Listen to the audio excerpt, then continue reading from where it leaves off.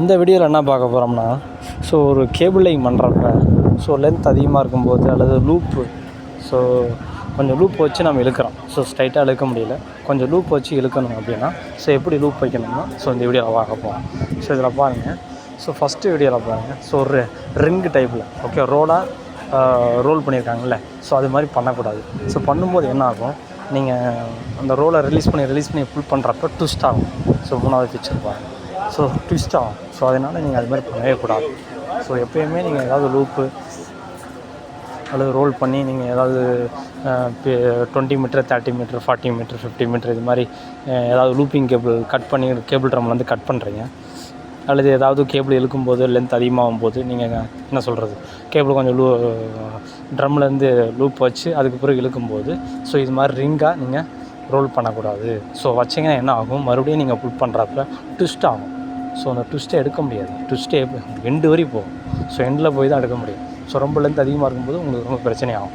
So அதனால் நீங்கள் எப்போயுமே நீங்கள் லூப் வைக்கும்போது ஸோ ரிங்காக நீங்கள் ரோல் பண்ணி வைக்கக்கூடாது. ஸோ வச்சேன்னா என்ன ஆகும், நீங்கள் மறுபடியும் புல் பண்ணுறப்ப ட்விஸ்ட் ஆகும்.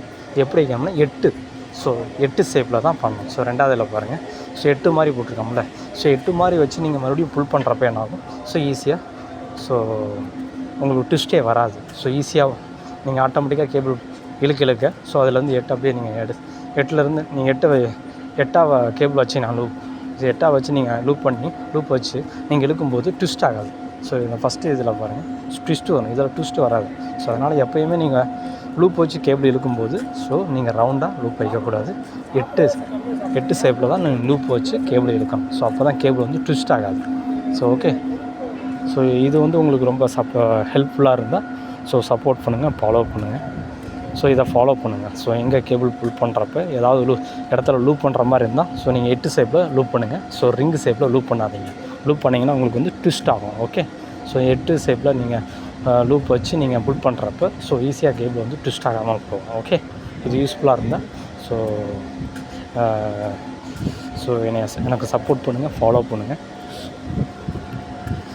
அப்போ தான் நான் போடுற இது மாதிரி வீடியோ உங்களுக்கு நோட்டிஃபிகேஷனாக வரும். ஓகே.